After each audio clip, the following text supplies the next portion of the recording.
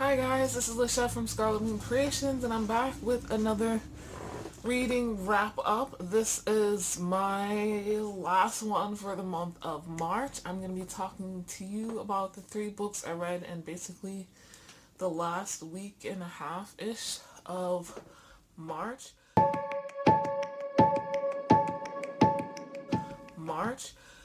I had hoped to be talking to you about uh maybe 5 books, but didn't work out. Zodiacathon, I failed at completing, but that's okay. That's okay. There's a good reason for it. But I only have 3 books, like I said, and this is a good thing because I need to do my reading stats. That's a thing now.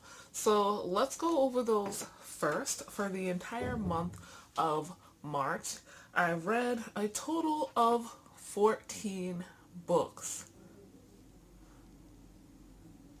14 books. It's mind-boggling. I am now 11 books ahead of the pace I'm supposed to go for my Goodreads goal.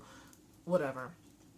Anyway, if you want to know about the other 11 books that I will not be talking about in this video, you can watch my Witchathon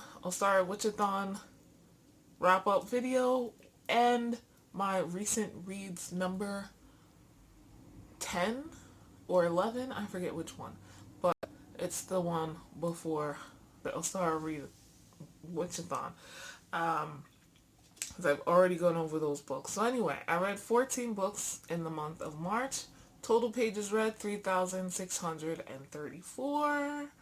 Hours listened 28.5. My average rating, let's round this up, 4.04, and I acquired no books. 8 of those books that I read were library books, two of which are owned voices. Now, as for the genres, I read 11 fantasy. 11 fantasy. Thank God they were like a variety of different types of fantasy. I mean, I love fantasy. It's one of my favorites, but wow. 2 mystery and 1 sci-fi. Now, here is where I'm going to introduce some new stats. I didn't have them for last time. The spreadsheet I was using that I got from Allie the Hardback Hoarder did not have this in the monthly stats, and it's something that I want to track personally, so I'm adding them in here. So first we're going to talk about authors. I read 3 new to me authors and 7 authors that I already know and love. The other new stat I'm including is types of books. I read 2 standalones and 12 series. And to break down the series a little bit, 2 of those I have now completed. I've completed 1 series and read up until the latest release in another series. So there's that. And I started 3 new series. So I read the first book and 3 new series. The upside for that is that all of those are newish releases. So I think they're all 2019 releases. So there are no new books in this. There are no, second books out yet for those series. And I reread 3 books. Guys, this is Editing Lishette. I forgot one statistical metric that I wanted to include, and that is the audience. And I've read 11 adult books, 2 middle grade books, and 1 young adult. So, back to format. I read 2 audiobooks, that's 28.5 hours, and 1 ebook, and read 11 physical books, one of which was a graphic novel. One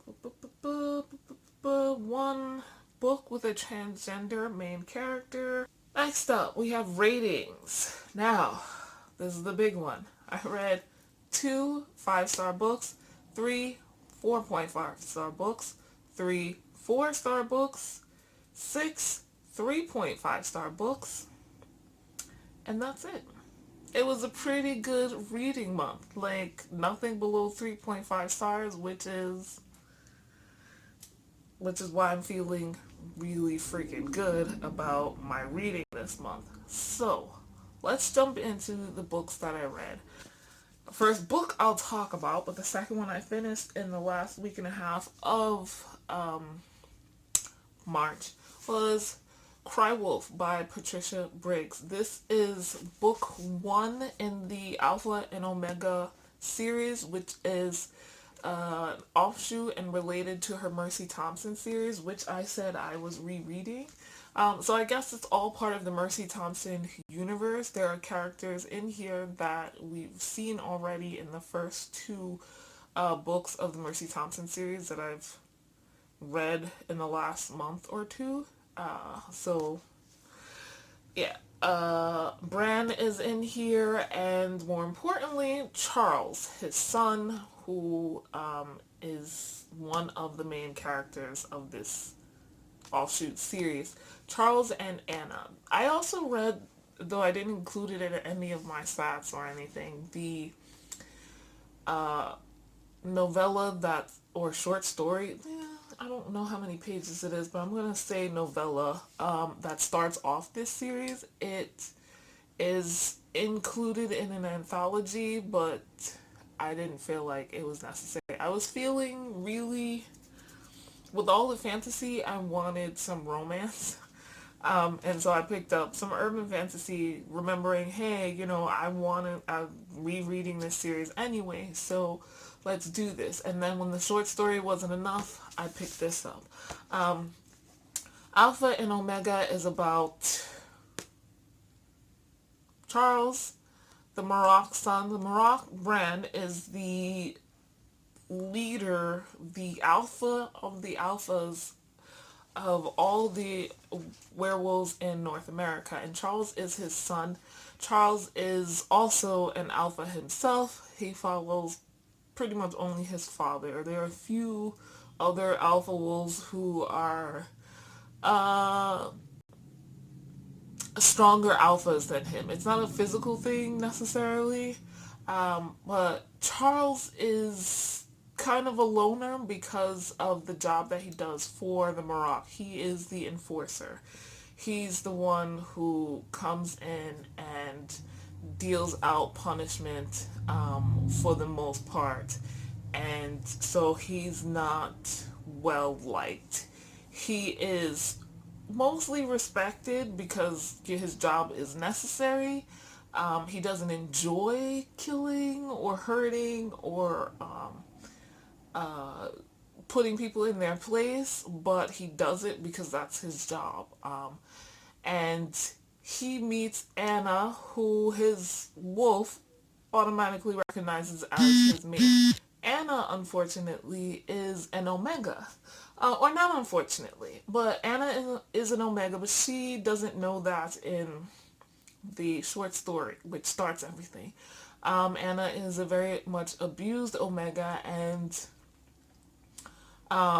Charles finds out about her and her situation, and then brings her back home with him to his pack with his father in Montana. I always forget where they are. But so they get back to Montana, and Charles and Anna are trying to find their way in their relationship, and it's difficult. It's a new thing for both of them, and Anna has no real training as a proper werewolf the rules and everything. So she's kind of having to like relearn her whole life because, like I said, she was abused by those who turned her into a werewolf. And Charles is like tiptoeing around that. They're dealing with that, and then they find out that there is a rogue wolf nearby, in the wilds of the woods and the mountains or whatever, killing innocent human beings who are out there for whatever stupid reason human beings explore, on civilized areas. So that's my personal opinion. I mean, exploration is nice, but also why? Um, so anyway, Charles is injured, but he goes out to deal with it, and the Maroc decides that Anna should go with him, and they find that the situation is a lot more complex than you think it is. And the whole the book is really focused on their relationship, as is the series. Usually romances, like, it's the get together part, but I like that this particular series is like, okay, they got together, but now it's like, okay, but now how do we like relate to each other? How do we have a relationship? Trigger warnings for mentions of sexual and physical abuse to Anna. If you do read the original, the first story, which is the novella, zero point 0.5 of the series, trigger warnings for sexual abuse and physical abuse and that kind of thing. And uh and it's good. The plot, the adventure is not very convoluted and hard to figure out. That's why I said this book in particular, but the series in general is very much focused on like how they jump through the hoops and figure out the vagaries of their relationship, which I really do like. Both of them are uncertain and don't know what they're doing, and it's trial and error basically. So that was that book. The next book I want to talk about is the ebook that I read. The next book I read was The Ninth House by Leigh Bardugo. This is the first in a series, and this is Leigh Bardugo's first adult series or adult novel. She's written the Six of Crows duology. Just as an example, this book is, I would say, a dark urban fantasy, a very dark. There are tons of trigger warnings. This is an adult novel, not for children unless they're old enough and mature enough to handle these very dark topics. Um, Trigger warnings for sexual assault of a minor on page. Lots of brutality, fighting, torture, ritual torture, I guess, or ritualistic harm, bodily harm, self-harm, suicide, I'm trying to think of what else, drug use, and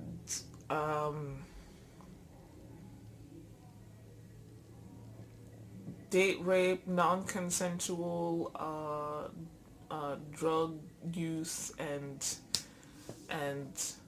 that's what I could think of off the top of my head. So a lot of things that happen in college. So yeah, this is a dark academia. We follow two points of views or perspectives that alternate mostly in the beginning, and then towards the end don't. But the first is the main character of the series. It's named after Alex Stearns. She's a girl from California who has an ability that she's had her entire life, and the leaders of one of the 9 secret societies in of Yale find out about her and approach her after she's found in the middle of a murder crime scene, and they offer her basically a free ride to Yale if she will come and be a part of the Lathe House and help them basically police the other 8 houses of Yale.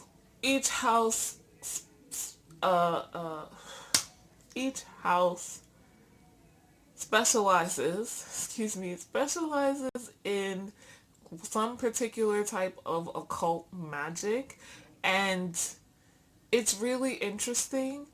Um, Things are more complicated than she was led to believe, and yeah, there's a lot. There's a lot. This is like, to me, borderline fantasy. I really had to think about it. There are fantastical elements, but they're very low. Like, once you learn like who the bad guys are, what the motivations are, what the plot is, um, it's just like this can happen in today's world without any of that magic shit happening.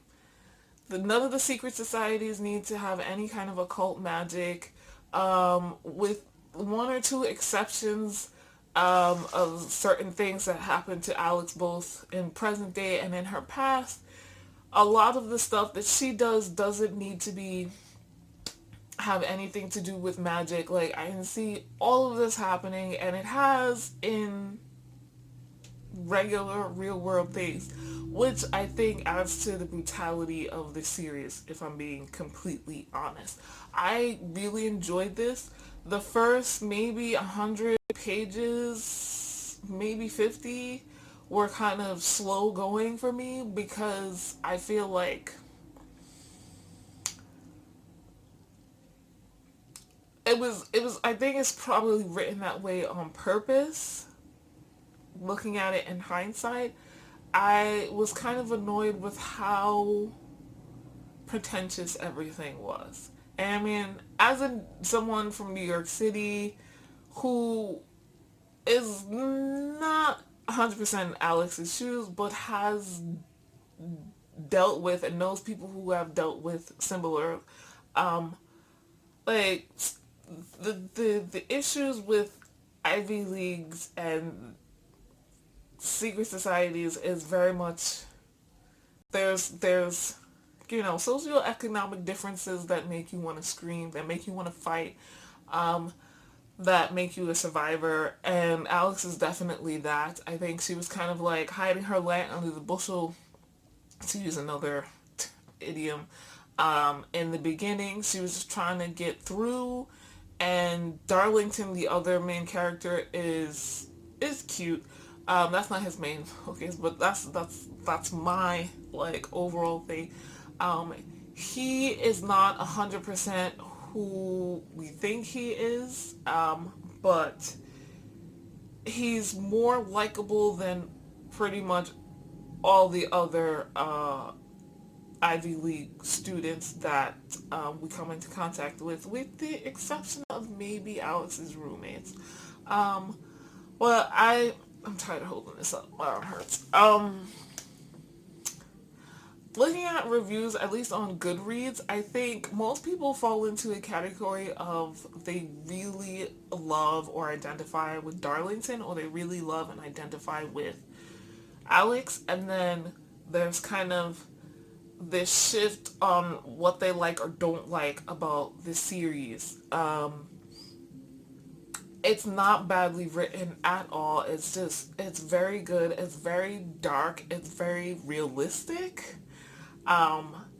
And I was, like I said, in the beginning it was kind of slow because of the next book I'll talk about, and also because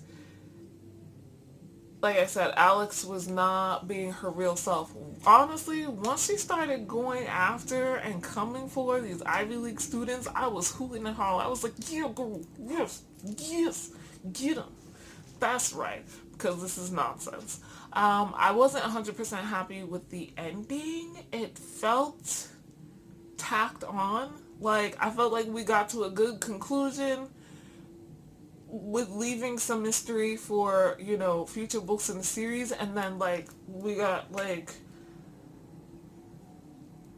30 pages of another mystery solved, and I was just like, in such a wacky way, I am confused as to how the series is going to continue other than the one last mystery that we have. And we were left with a cliffhanger, which was unnecessary. Like, we knew that was going to happen, but now you left it, like, literally, we fell off a cliff. So I wasn't 100% happy with that, so that made me only give the book 4 stars. But otherwise, it was good. I wish I had been able to finish it in time for Zodiacathon, but that's life. Before I forget, because I already did, I gave Cry Wolf 3.5 stars. Now, the last book I'm going to talk about.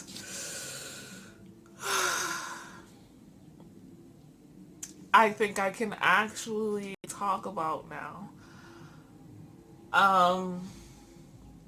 It's been a week and a half since I finished Brandon Sanderson's Hero of Ages. This is book 3 in the first Era Mistborn trilogy, and one of the series that I finished this month. I finished this on the 23rd of March, and I'm still a little bit emotional. I haven't been able to talk about it too much. Just to say I finished it and then it destroyed me. Oh, I was not expecting this. So let's talk about this in like 2 perspectives. One, the book by itself, and then like the series. Mistborn Era 1, we are following a bunch of people who can use allomancy. Allomancy is the magic system in the Mistborn series, and it's people who can use metals to do things like push things away from them or pull things toward them, affect people's emotions, and all kinds of other things. We follow... Basically, the premise of the series is that the bad guy won 1,000 years ago. The Lord Ruler won, and now people have been living under his thumb for the last 1,000 years.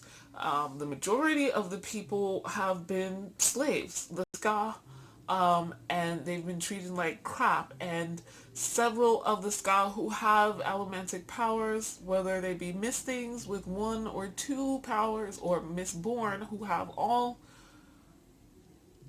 the metal powers, they gather together as a crew and come up with a plan to overthrow the Lord Ruler.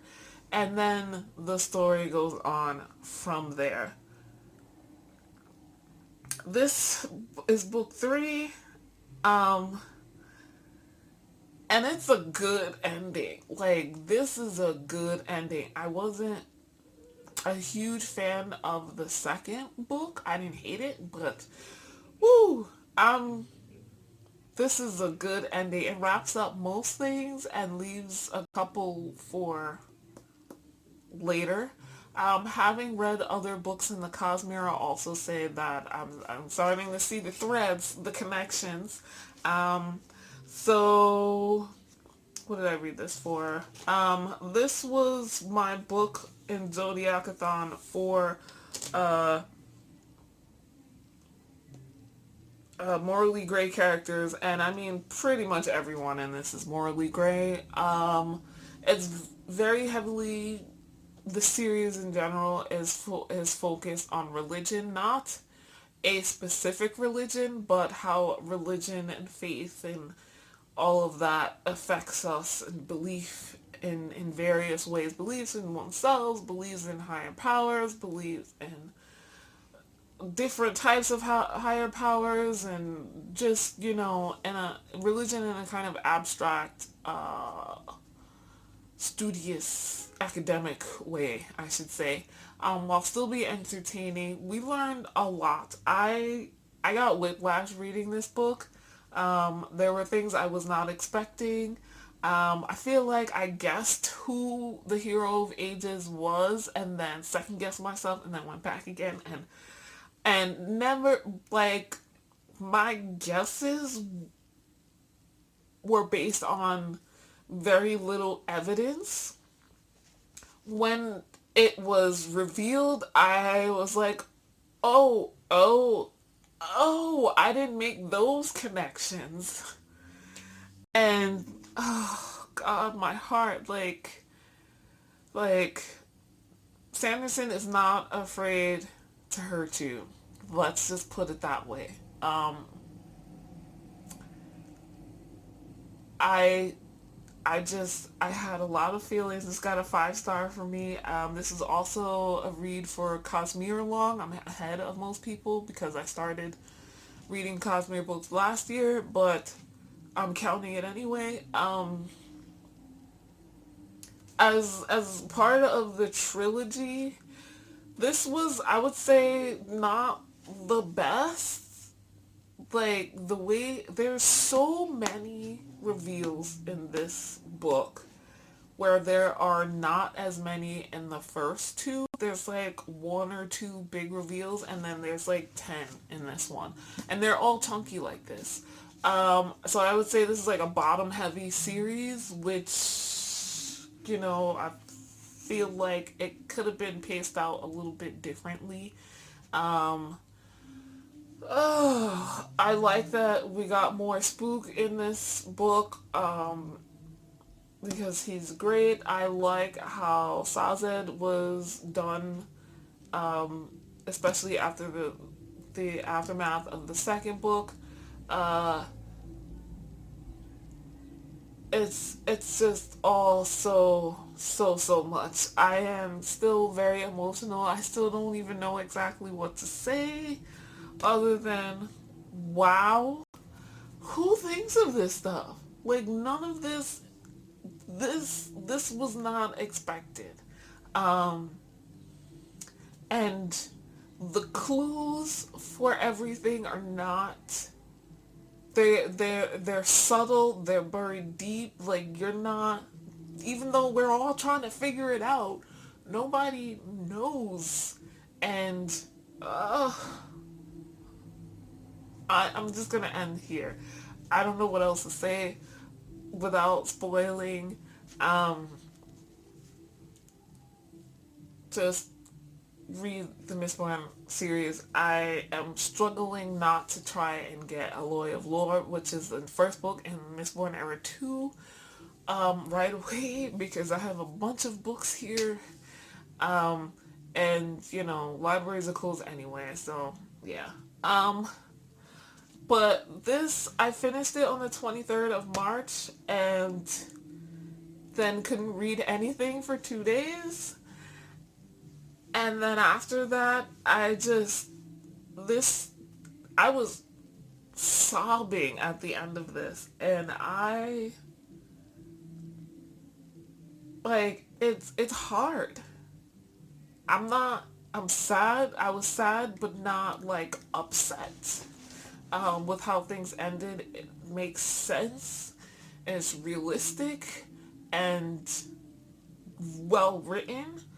But I could not, like, Zodiacathon, the Dark Edition. So, like, the other books that I chose, the Ninth House, I couldn't deal with that. And the other book was Kingdom of Ash, another series ender that I already knew was going to send me into an emotional spiral. And I was like, I'm putting that off even longer because I can't deal with that.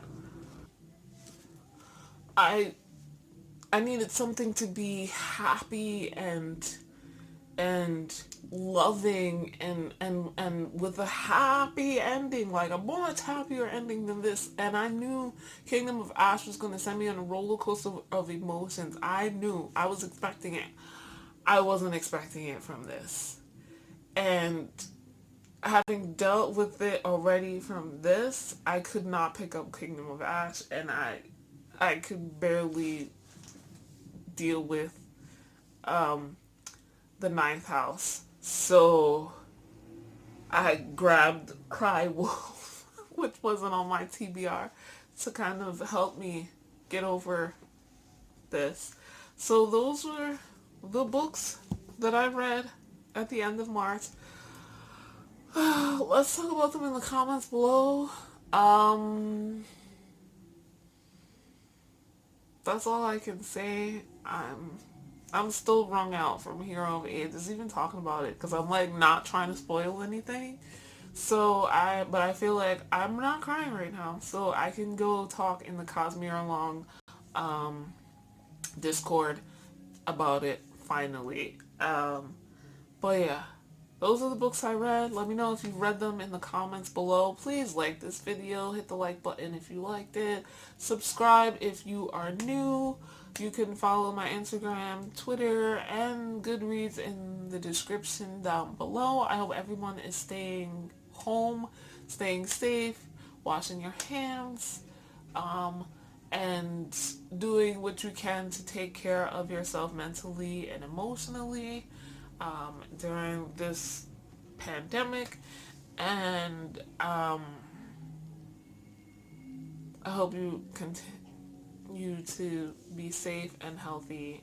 And I will see you guys in the next video.